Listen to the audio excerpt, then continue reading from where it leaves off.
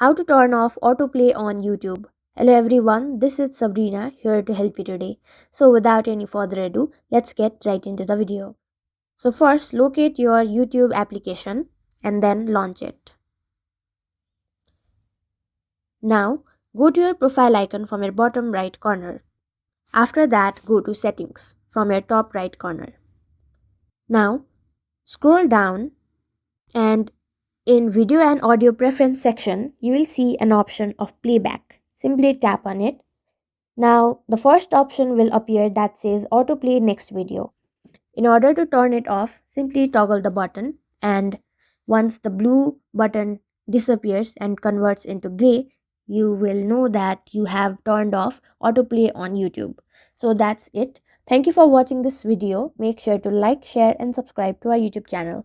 If you got any questions, comment them down and I'll catch you in the next one.